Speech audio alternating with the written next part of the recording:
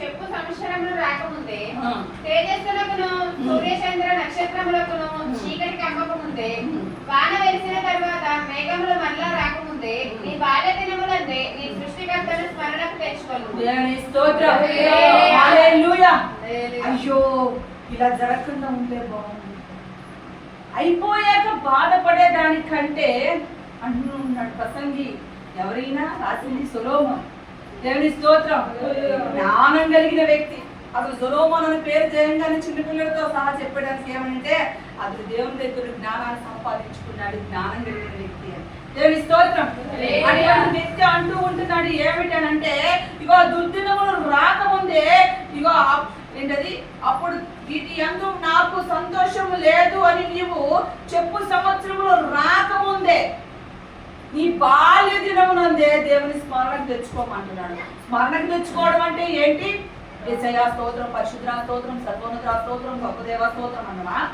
దేవునికి స్తోత్రం. మన మార్పు కలిగిన జీవితాలను ఆయన కల్పించడం, అది ఎలాగంటే ఆయన వాక్కు చేత మనము మలచబడ్డం. దేవునికి స్తోత్రం.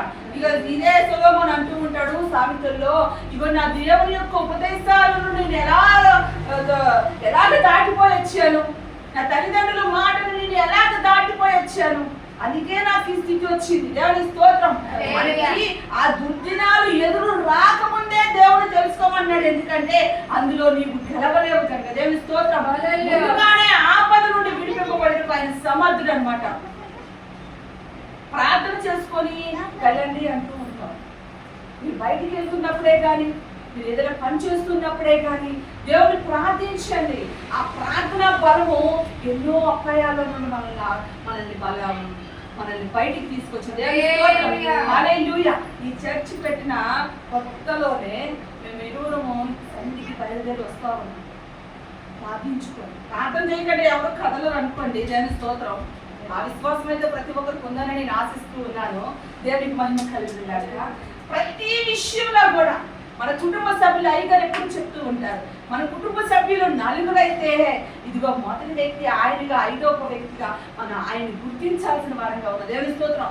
ప్రతి విషయాన్ని ఆయనకి చెప్పిన నాడు సొలొమోనుకి దేవుడు జ్ఞానాన్ని ఇచ్చాడంటే తన తండ్రి అయిన దావీదు అంటూ ఉంటాడు వెళ్ళిపోతూ, అరే బాబు నేను నలుగురు వెళ్ళవలసిన దోవలో వెళ్ళిపోతున్నాను, నువ్వు దేవుని కట్టడలను విడవక, దేవుని సన్నిధిని విడవక, ఇగో ఆయన మార్గంలో నడువు అని తండ్రి ఆ సొలొమోనుకి చెప్పడం జరిగింది. దేవుని స్తోత్రం. ఆ చెప్పినప్పుడు ఆ రీతిగానే సొలొమోను నడిచాడు, ఆ రీతిగానే జీవించాడు. ఎప్పుడైతే హెచ్చుకెళ్ళిపోయాడు దేవుని